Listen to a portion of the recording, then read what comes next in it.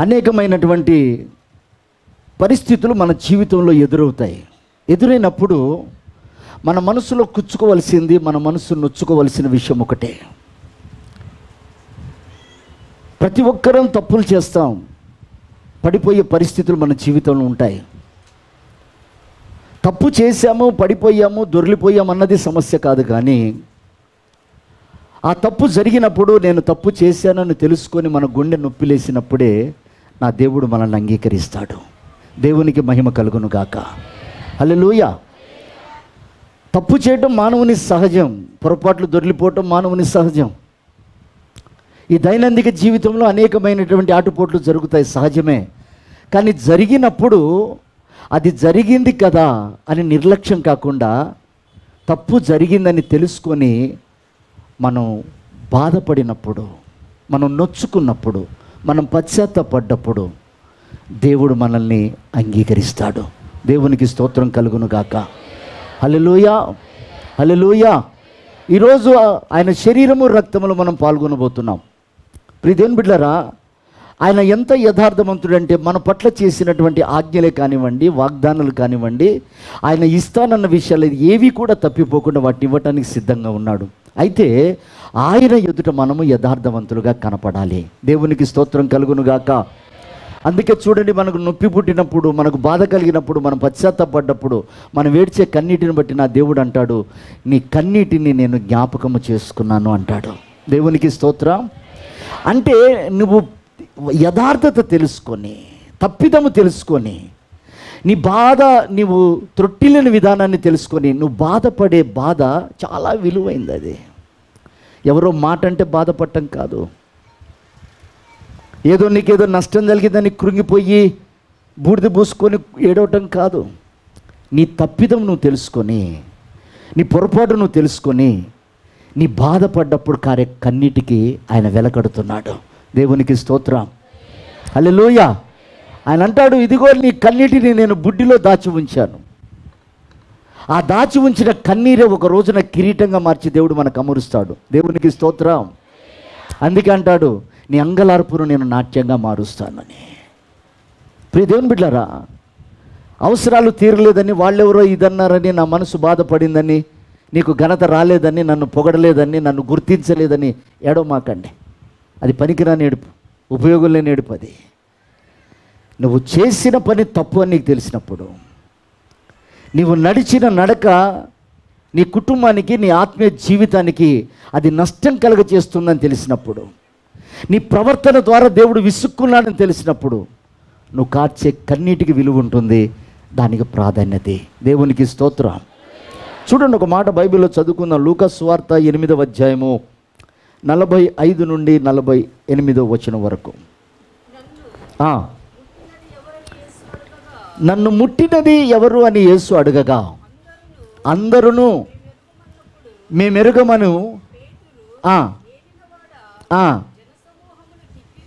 జనసమూహము కిక్కిరిసి నీ మీద పడుచున్నారనగా యేసు ఎవడో నన్ను ముట్టెను,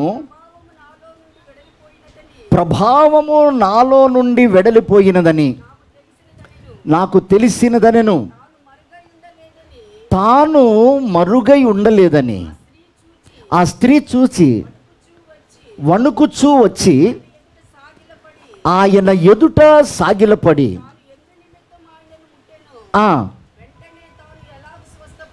వెంటనే ఆమె ఎలాగూ స్వస్థపడెనో ఆ సంగతి ప్రజలందరి ఎదుట తెలియపరిచెను. అందుకాయన, కుమారి,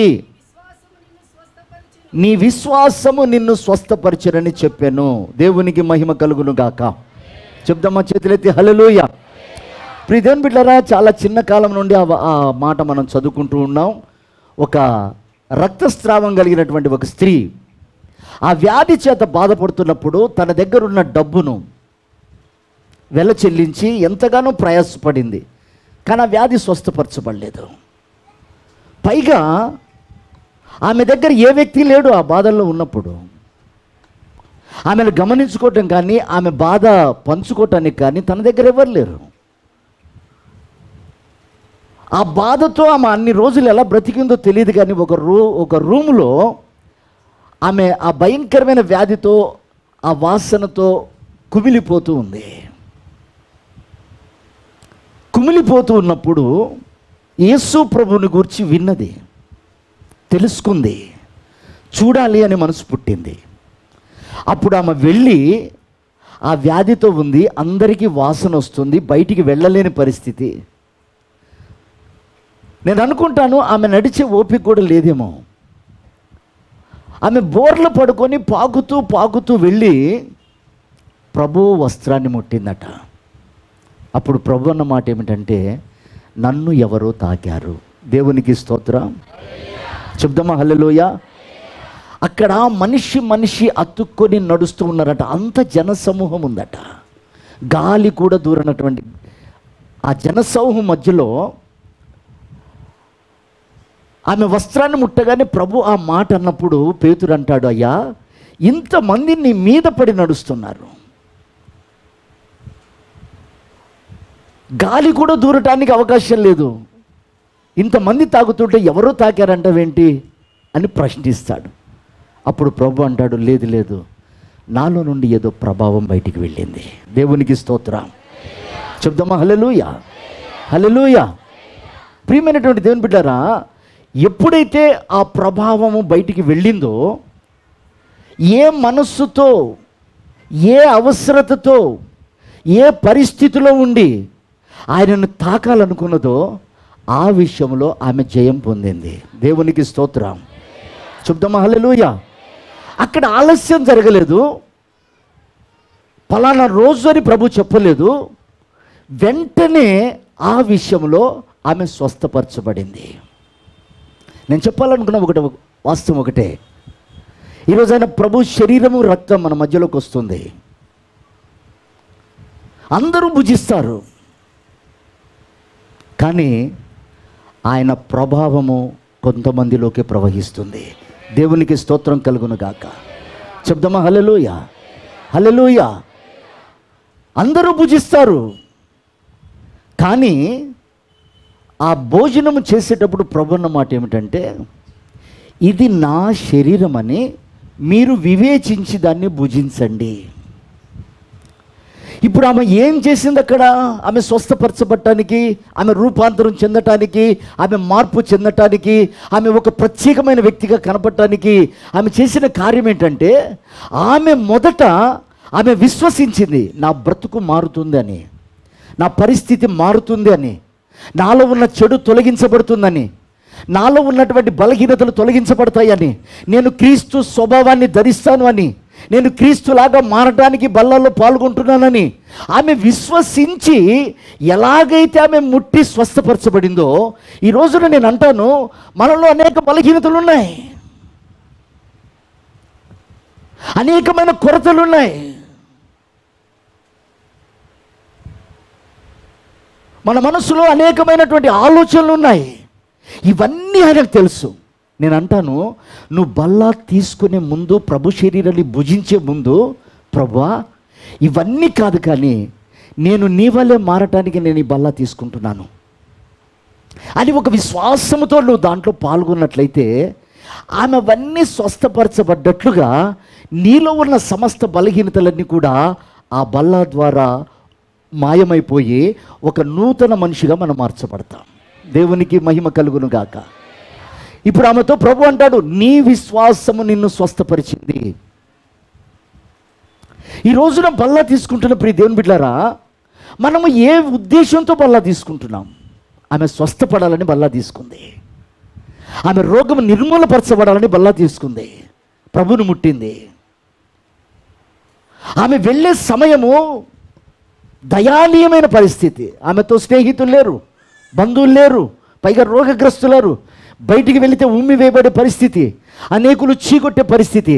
అయినా తన విశ్వాసం ఏంటంటే, నేను ఆయనను తాకితే బాగుపడతాను.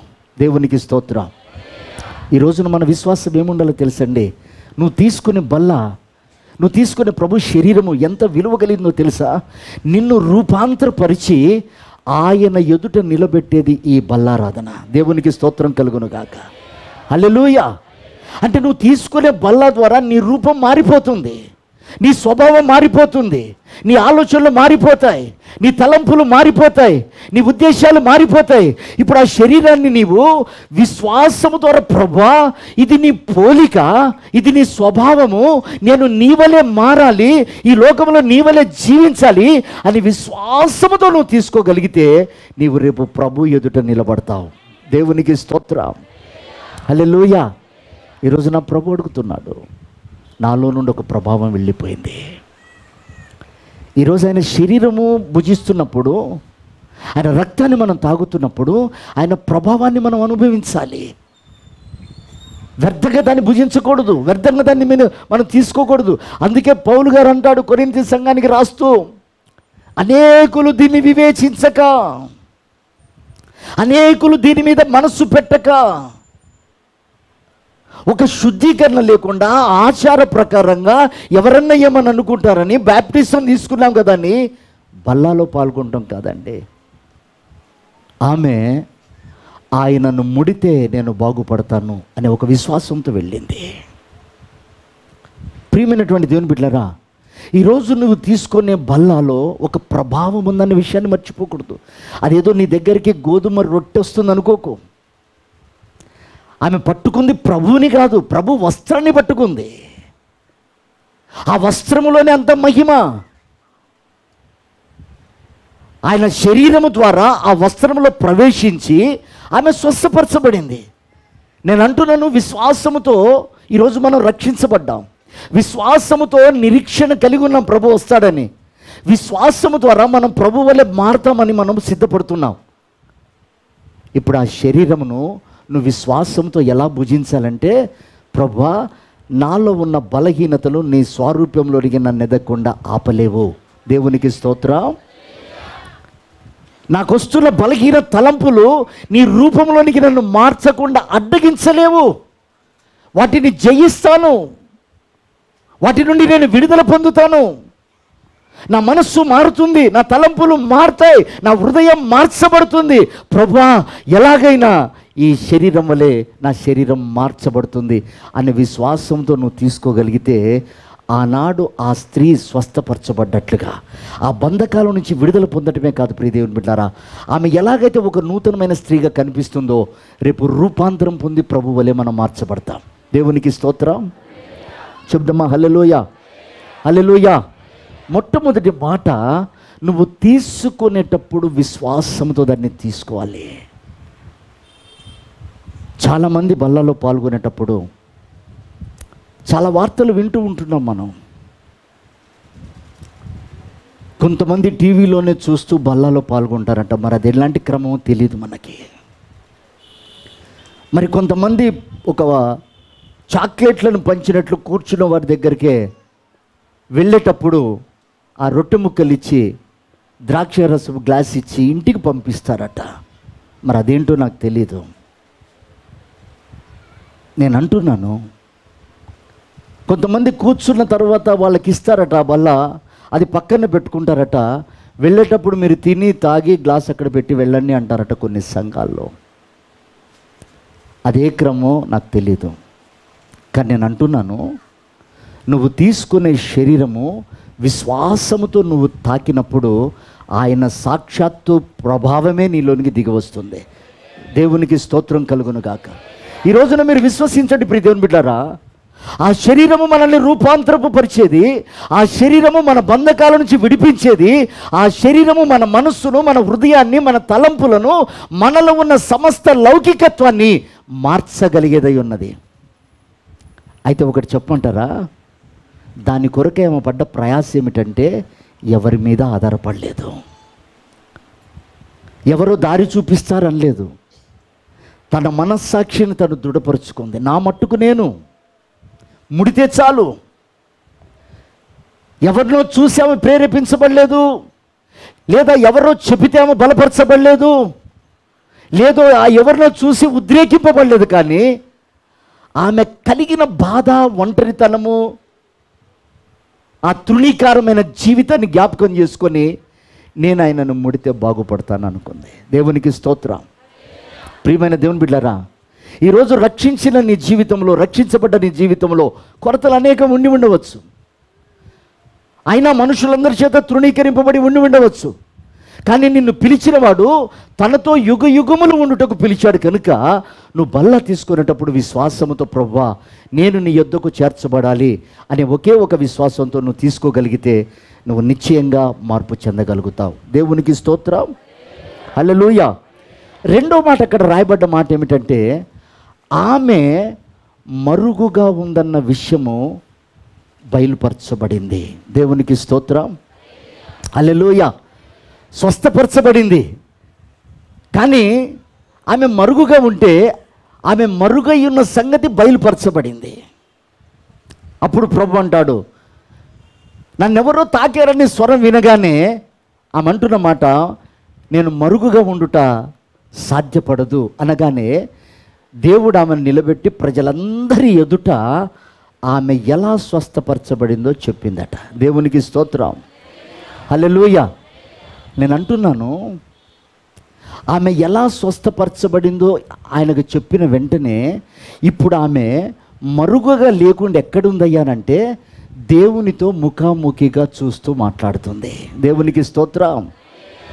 యథార్థవంతులు, పరిశుద్ధపరుచుకున్నటువంటి వారు ఆయన ముఖ దర్శనము చేస్తారు. అలా దర్శనం చేయాలనే మరుగుగా ఉన్నదాన్ని పిలిచి దేవుడు అంటాడు, ఇదిగో ఈమె పరిశుద్ధపరుచుకున్న స్త్రీ, సమస్తాన్ని విడిచిన స్త్రీ, ఆమె నన్ను చూడాలని, నన్ను వెంబడించాలని, నాతో ఉండాలని కోరుకుందని ప్రజలందరికీ ఆమెను పరిచయం చేశాడు. దేవునికి స్తోత్రం.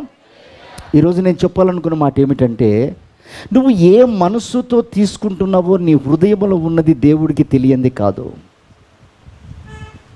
నీలో మరుగుగా ఉన్న విషయాలు, నీలో రహస్యంగా ఉన్న విషయాలు, నీ అంతరంగంలో దాగి ఉన్న పాపం, నువ్వు రేపొద్దున ఇక్కడి నుంచి వెళ్ళిన తర్వాత చేయాలనుకునే పనులు, నువ్వు ఎవరిని కలవాలనుకుంటున్నావో, ఏ మనసుతో ఉన్నావో నా దేవునికి మరుగుగా లేదు. ఈరోజు నేను అంటాను, నువ్వు బల్లాలో పాల్గొనే ముందు, ఆయన శరీరాన్ని భుజించే ముందు నీ హృదయాన్ని చూస్తున్నాడు. ఆయనకు మరుగైంది ఏది లేదు కనుక వాటిని తొలగించుకొని దాన్ని తీసుకోమంటున్నాడు. దేవునికి స్తోత్రం. చెప్దామా హల్లెలూయా, హల్లెలూయా. ఒక రోజున శిష్యులందరి పాదాలు కడుగుతూ దేవుడు, ప్రభు చెప్తున్నాడు, మీలో నాకు హాని చేసేవాళ్ళు ఉన్నారు, నాతోనే ఉంటున్నారు, నాతోనే మాట్లాడుతున్నారు, నాతోనే బాగానే ఉంటున్నారు, కానీ నాకు వెన్నుపోటు పొడిచేవాళ్ళు మీలో ఉన్నారు, నాకు ద్రోహం చేసేవాళ్ళు మీలో ఉన్నారు, నన్ను అప్పగించేవాళ్ళు మీలో ఉన్నారు అన్నాడు. అనేసరికి ఈ శిష్యులందరూ తడబడుతున్నారు. యేసు రొమ్మును అనుకున్న యోహానుతో పేతురు అంటాడు, పేతురు దుడుగ్గాడు కదా, సరైన నడిపింపు ఉండదు, సొంత జ్ఞానం ఉండదు.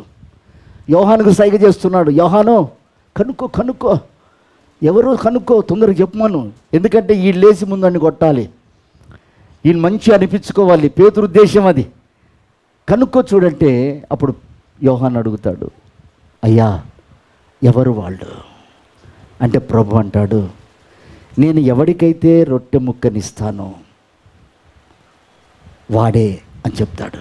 అంటే అందరికీ ఇచ్చాడు, ఒకటి పేరు పెట్టలే, ఎందుకంటే శిష్యుల మధ్యలో విభేదాలు వస్తాయని, శిష్యుల మధ్యలో వ్యత్యాసాలు, గొడవలు వస్తాయని ప్రభు అన్న మాట ఏంటంటే, నేను ఎవరికైతే రొట్టె ముక్క ముంచి ఇస్తానో వాడే అన్నాడు అని అందరికీ ఇచ్చాడు. వాళ్ళు ఎవరికి అర్థం కాలే.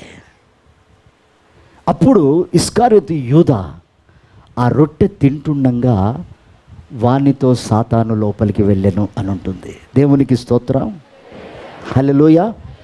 బాగా ఆలోచించండి ప్రియదేవుని బిడ్డలారా, ఇచ్చేది ప్రభు. బల్లారాధన ప్రభు ఇస్తున్నాడు.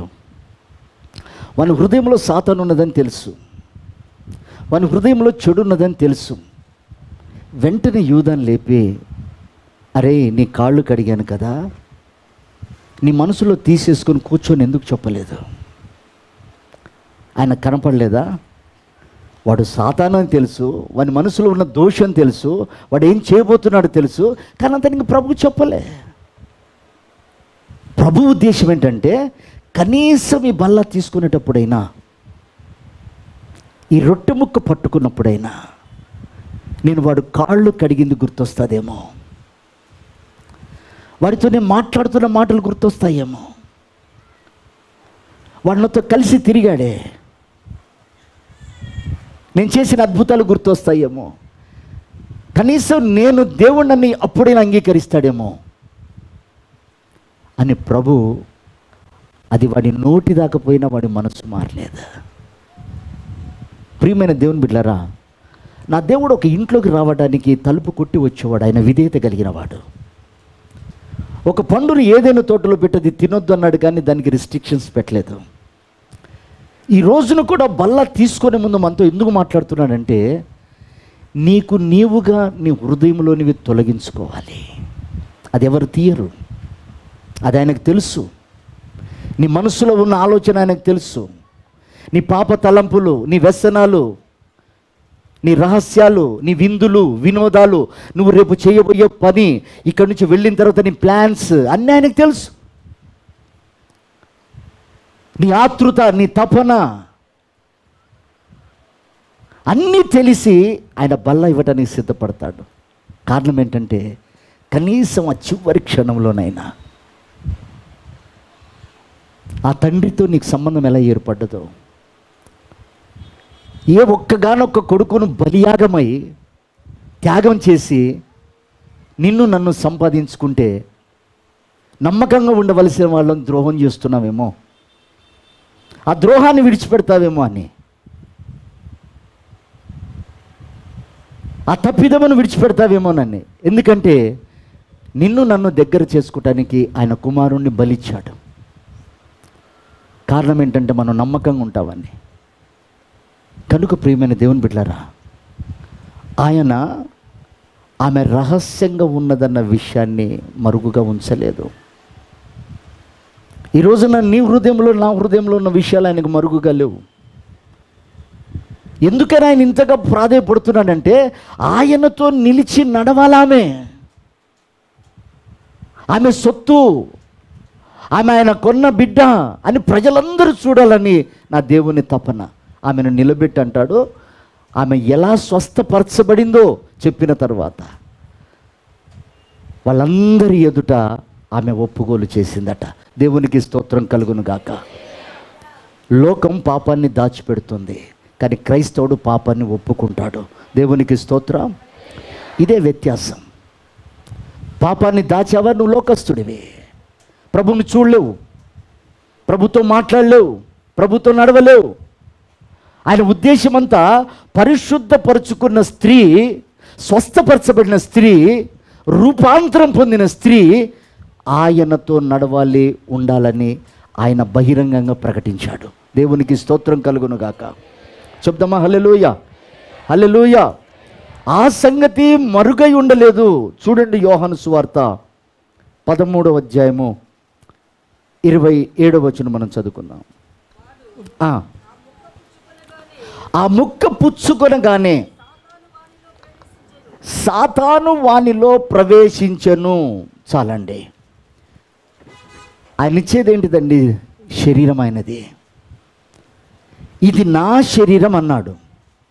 ఆ శరీరం పుచ్చుకునేటప్పుడు దానితో పాటుగా సాతాను వానిలోనికి ప్రవేశించెను. అంటే అర్థం ఏంటంటే, సాతానుకు, లోకానికి, శరీరానికి, భౌతిక సంబంధమైన వాటిని హృదయంలో నుండి తొలగించుకోకుండా తీసుకునేటప్పుడు వాటికంటే మరి శ్రేష్టమైనవి కూడా వాటితో పాటు వెళ్ళిపోతూ ఉంటాయి. దేవునికి స్తోత్రం కలుగునుగాక. చెప్దామా హల్లెలూయా. అంటే వాటి స్థితి బల్లా తీసుకుంటున్న కూడా పాపము, లోకము పెరిగిపోతుంది తప్ప ఆత్మీయత పెరగట్లేదు. కారణం ఏంటి? మొదట ఉన్నవి కడగబడలేదు, మొదట ఉన్నవి తొలగించబడలేదు, మొదట ఉన్న వాటి మీద అతను శ్రద్ధ చూపలేదు. కాబట్టి అవి ఉండగానే ఇతడు బల్లా ఎప్పుడైతే తీసుకుంటున్నాడో మరి శ్రేష్టమైనవి లోపలికి పోయాయట. అప్పటి వరకు పక్కనే ఉన్నవాడు, కానీ అప్పగించేంతగా తెగించాడు. అప్పటి వరకు ప్రభుతో ఉన్నాడు మామూలుగా బల్లా తీసుకునేటప్పుడు. చివరి బల్లా తీసుకునేటప్పటికీ వాని ఆత్మీయ స్థాయి పెరగలేదు, కానీ వానిలో ఉన్న ఆలోచనలు, వానిలో ఉన్న భౌతిక సంబంధమైన ఆలోచనలు, శరీర సంబంధమైన ఆలోచనలు, స్వార్థపూరితమైన ఆలోచనలు అవి పెరిగి ప్రభుని అప్పగించాడట. నేను అంటున్న ప్రియ దేవుని బిడ్డలారా, ఒక వ్యక్తి శుద్ధీకరించుకోకుండా వాటిని తొలగించుకోకుండా ఎప్పుడైతే బల్ల తీసుకుంటాడో లోపల గతములో ఉన్న పాపం పెరుగుతుందే కానీ తగ్గదు. జాగ్రత్త. అందుకే వివేచించి తీసుకోనండి. అలా తీసుకొని అనేకులు మృతి చెందిరి. అంటే వాడు బ్రతికి ఉన్నవాడే కానీ మృతి చెందేదాకా తీసుకున్నాడు.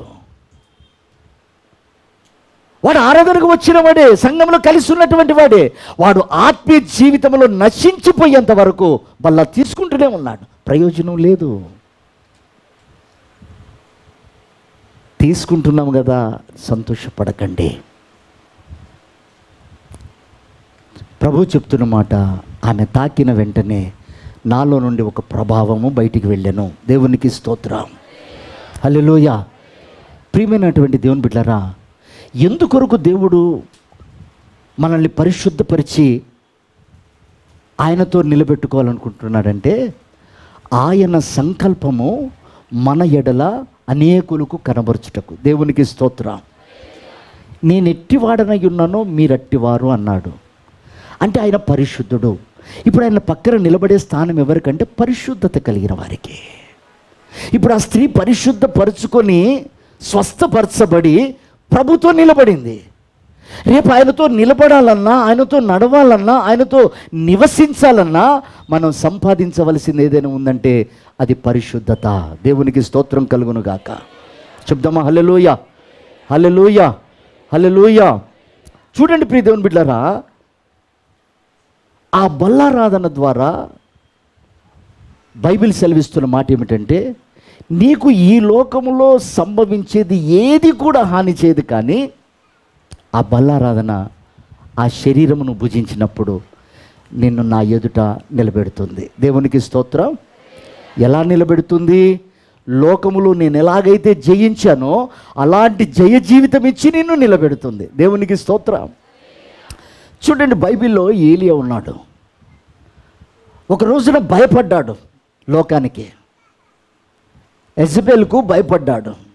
అంటే లోకం అదేమని బెదిరిస్తుంది? నిన్ను చంపుతా. వాడు చేసే పని అదేగా. ప్రార్థన చేస్తున్నావా? నిన్ను చంపుతా. అభిషేకంతో నింపబడ్డావా? నిన్ను చంపుతా. పరిశుద్ధంగా జీవించాలనుకుంటున్నావా? నిన్ను చంపుతా. మంచి సహవాసం కలిగి ఉన్నావా? నిన్ను చంపుతా. దాని బెదిరింపులవే. ఒకరోజు ఏలియాతో అంటుంది, రేపు ఈ టైంకి నేను చంపేస్తా అన్నది. పిచ్చోడు భయపడతా వెళ్ళి బదిరి వృక్షం కింద పడుకొని ఏడుస్తూ ఉన్నాడు. ప్రభు వెళ్ళి, నువ్వు చచ్చిపోవటానికి కాదు నాన్న, నిన్ను చంపుతాన్న వాళ్ళని చంపటానికి నిన్ను పుట్టించాను. దేవునికి స్తోత్రం కలుగును గాక.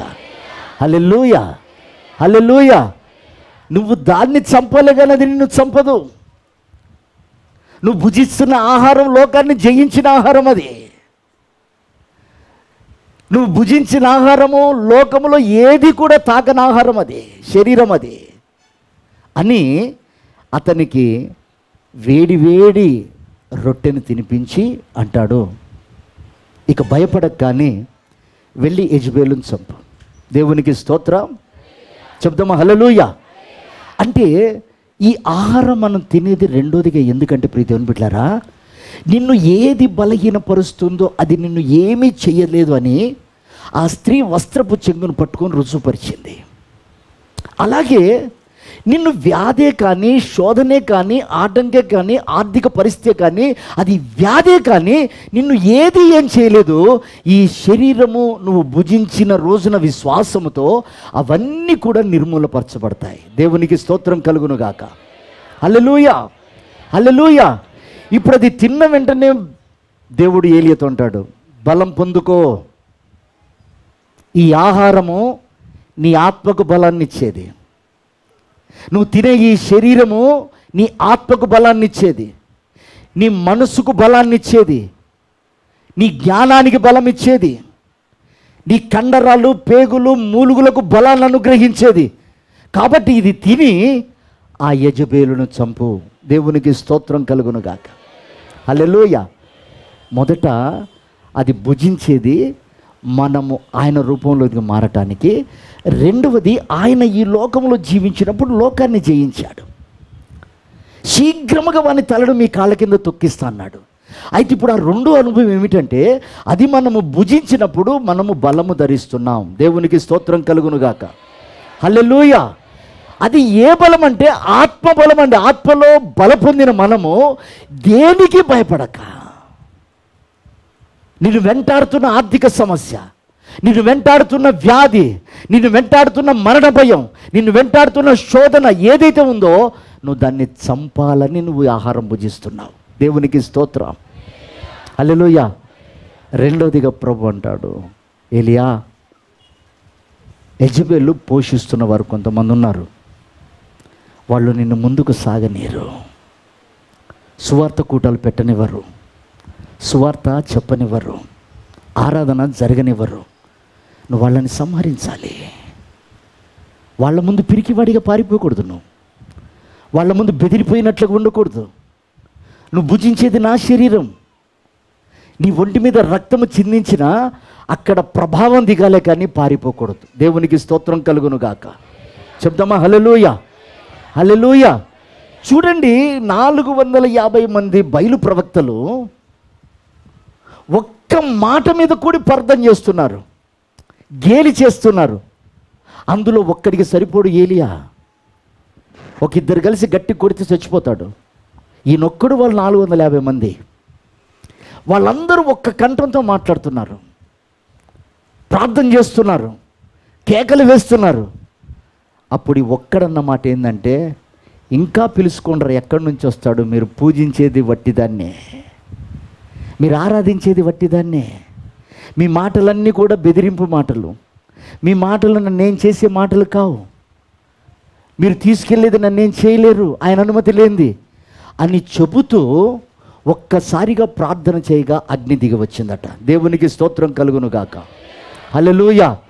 నేను అంటాను ప్రియ దేవుని బిడ్డలారా, మూడవదిగా ఆయన ఎందుకయ్యా ఈ ఆహారాన్ని ఇస్తున్నాడంటే, నీవు అనేకుల ఎదుట ఆమెను నిలబెట్టి సాక్ష్యం చెప్పించాడు. నువ్వు ఎలా స్వస్థపరచబడ్డావు. ఆమె చెప్పిన వెంటనే ఆ ప్రజలందరూ వినుంటారు. ప్రజలందరూ విని ప్రభువుని గణపరుచుంటారు. నేను అంటాను, ఈరోజు ఈ బలం పొందుకునేది ఎందుకంటే, ఆ వ్యతిరేకతలు కలుగుతున్న మధ్యలో, ఆటంకాలు కలుగుతున్న మధ్యలో నీవు ఆయన బలాన్ని కలిగితే అక్కడ ఆయన ప్రభావాన్ని చూపిస్తాడు. దేవునికి స్తోత్రం కలుగునుగాక. చెప్దామా హల్లెలూయా. హల్లెలూయా. అంటే పిరికి వారిగా కాకుండా దేవుని ఆత్మ కలిగిన వారమై ఈ ఆహారం ద్వారా బలం పొందుకొని ఆ ఎదుట నిలబడాలి. అప్పుడు నీవు పరిశుద్ధపరుచుకొని నీవు బలము ధరించి వెళ్తున్నప్పుడట ఆయన నీతో వస్తాడు కనుక ప్రభావం విడుదలవుతుంది. ఆ ప్రభావం విడుదలవుతుంది. అందుకే చూడండి, బైబిల్లో మొదటి రాజుల పుస్తకం 19వ అధ్యాయము 8వ వచనం. అతడు లేచి భోజనము చేసి ఆ భోజనపు బలము చేత 40 రాత్రింబవళ్ళు ప్రయాణము చేసి.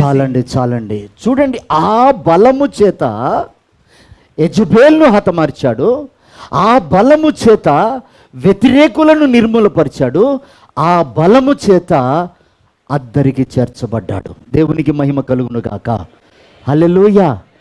అందుకే అతని నిమిత్తము అగ్ని రథాలు దిగి వచ్చాయట, అతన్ని కొనిపోయాయట. కనుక ప్రియమైన దేవుని బిడ్డలారా, నువ్వు భుజించే ఆ శరీరము ఎంత విలువైందో, ఎంత ప్రభావితం కలిగిందో నువ్వు గ్రహించి దాన్ని పొందుకో. ఆషామాయిషిగా తీసుకోకు.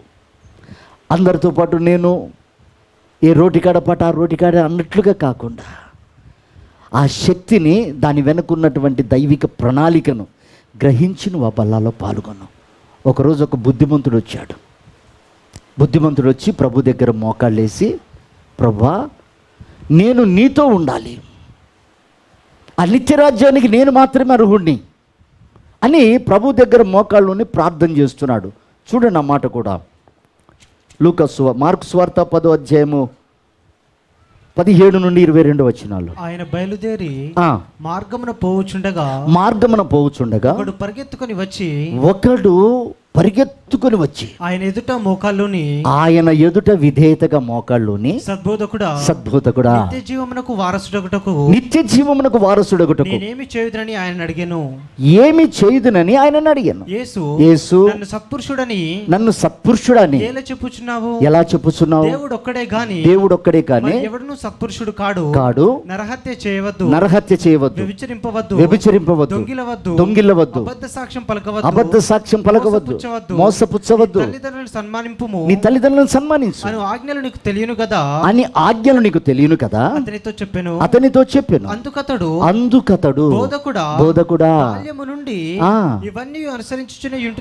బాల్యము నుండి ఇవన్నీ నేను అనుసరించుచున్నానని చెప్పాను. యేసు అతనిని చూచి అతనిని ప్రేమించి నీకు ఒకటి కొదువగా ఉన్నది, నీకొక్కటి కొదువుగా ఉంది, నీవు వెళ్ళి నీకు కలిగినవన్నీ అమ్మి విడిచిపెట్టి బీదలకిమ్ము, పరలోకమందు నీకు ధనము కలుగును, నీవు వచ్చి నన్ను వెంబడించుమని చెప్పాను. అతడు మిగులు ఆస్తి గలవాడు గనుక ఆ మాటకు ముఖము చిన్నబుచ్చుకొని దుఃఖపడుచు వెళ్ళిపోయాను. ఇప్పుడు జాగ్రత్తగా వినండి. అతడు బాల్యము నుండి అన్నీ మంచి పనులే, వ్యభిచరించట్లేదు, తాగట్లేదు, దొంగతనం చేయట్లేదు, తల్లిదండ్రులను సన్మానిస్తున్నాడు, బీదలకి సహాయం చేస్తున్నాడు, పరిశుద్ధంగా జీవిస్తున్నాడు, మంచి ప్రవర్తన కలిగి ఉన్నాడు. ఇన్ని మంచి క్వాలిటీస్ ఉండగా ప్రభు అంటాడు నీకొకటి కొరతగా ఉంది.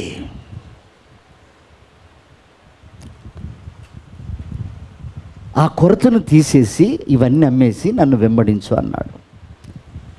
ఇప్పుడు నేను అంటాను, అతన్ని అవన్నీ వదిలేయమన్నది ఏంటిదంటే, నీకు మంచితనం ఉంది కదా వదిలిపెట్టు, పరిశుద్ధంగా ఉన్నావు కదా పక్కన పెట్టేయి, నువ్వు బీదలకు సహాయం చేసే మనసు ఉంది కదా ఓకే దాన్ని పక్కన పెట్టు, తల్లిదండ్రులను చక్కగా చూసుకుంటూ సన్మానిస్తున్నావు కదా వెరీ గుడ్ అది పక్కన పెట్టు, కానీ ఒక్కటి చెయ్యి, నన్ను వెంబడించు. దేవునికి స్తోత్రం చెప్దామా హల్లెలూయా. అతడు బాధపడ్డది ఎక్కడండి?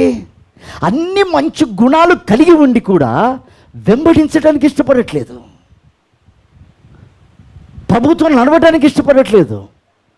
ఇప్పుడు ఆ స్త్రీని ప్రభు ఎందుకు చూపగలిగాడే అంటే, ఆమెలో అన్ని కొరతలున్న దేనికి భయపడలే, ఆమె ఎవరి మీద దృష్టి పెట్టలేదు, ఎవరో ఏదో అంటుకుంటారని భయపడలేదు, ఎవరో ఏదో చీదరిస్తారని భయపడలేదు, నా విలువ తగ్గుతుందని భయపడలేదు. నేను ఎలాగైనా ఆయనను దర్శించాలనుకుంది, ముట్టి స్వస్థపరచబడి ప్రభుతో నిలబడ్డది. దేవునికి స్తోత్రం. నేను అంటాను ప్రియదేవుని బిడ్డలారా, అంత పరిశుద్ధమైన జీవితం కలిగిన వాడే, అన్ని మంచి గుణాలు కలిగినటువంటి వాడే దేవుడు అంటాడు నేను వీటిని లెక్క చేయట్లేదు, అవన్నీ నీకు కిరీటాన్ని తెచ్చిపెట్టవు, ఏదో లోకంలో నీకు మంచి పేరు వస్తుందంటే నువ్వు వాటిని పక్కన పెట్టి నన్ను వెంబడించు అన్నాడు. దేవునికి స్తోత్రం హల్లెలూయా. ఇప్పుడు చూడండి, అన్ని గుణాలు ఉండి ప్రభుని వెంబడించకపోతే ఆ గుణాలు దేనికి? నువ్వు మంచిగానే ఉంటున్నావు, సినిమా చూడట్లే, ప్రార్థన చేస్తున్నావు బాగానే ఉంది, తల్లిదండ్రులను సన్మానిస్తున్నావు బాగానే ఉంది, ఇరుకు మార్గంలో నడవాలన్నాడు. ఎవడైనా నన్ను వెంబడించకపోతే అని ఉంటుంది బైబిల్లో. మంచివాడే, సిలువెత్తుకున్నవాడే, కానీ ప్రభు చెప్పిన మాట ఏంటి? వెంబడించాలి. వెంబడించకపోతే నావాడు కాదు. ఈరోజు అనేక మంది పరిశుద్ధంగా ఎదిగిన తరువాత ప్రియదేవుని బిడ్డలారా పడిపోవటానికి ప్రధానమైన కారణం ఇదే. నడవవలసిన వాడు, సాక్షిగా ఉండవలసిన వాడు, ప్రభు కొరకు జీవించవలసిన వాడు, నేను అన్ని విషయాలలో యోగ్యంగా ఉన్నాను, నా మట్టుకు నేను బ్రతికితే చాలే అనుకుంటున్నాడు. దేవుడు అంటున్నాడు ఆ కొరతను తొలగించుకుని రా నువ్వు నా దగ్గరికి.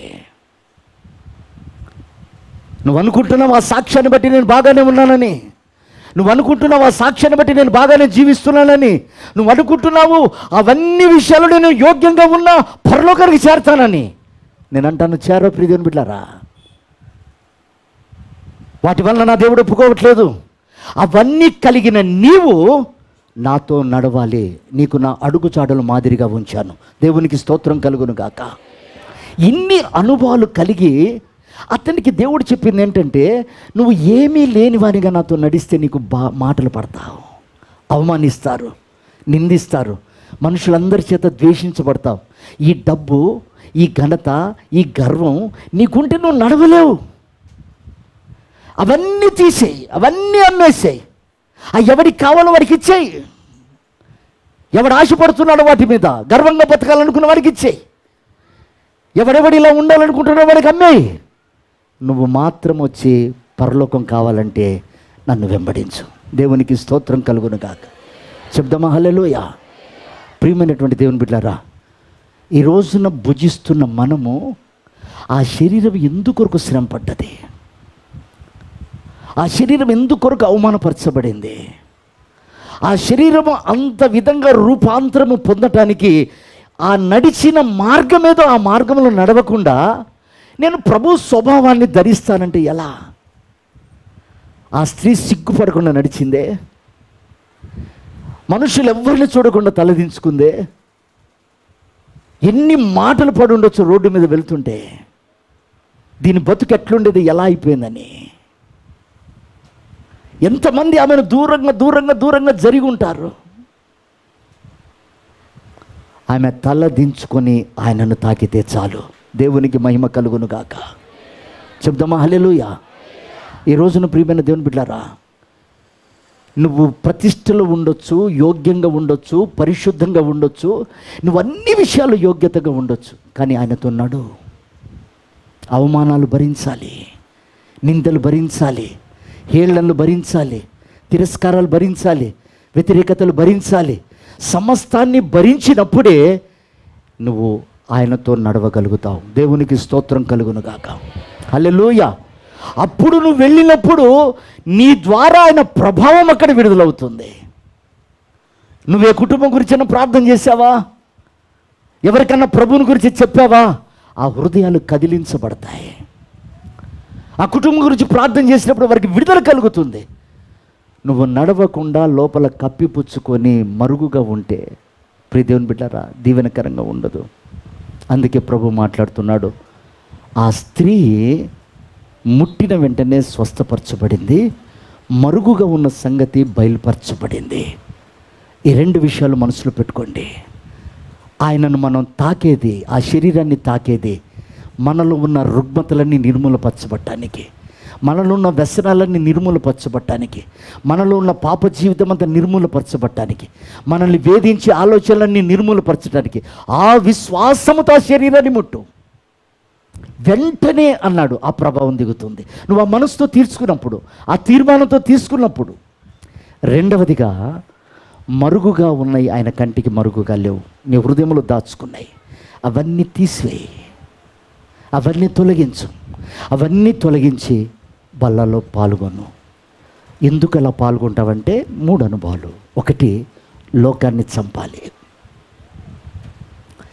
2వది, లోకానికి సవాలుగా నిలబడాలి. 3వది, అద్దరికి చేర్చబడాలి. ఈ అనుభవం కొరకు ఈ ఆహారాన్ని దేవుడు మనకిస్తున్నాడు. నిశ్చయంగా దాన్ని భుజించి ఆయన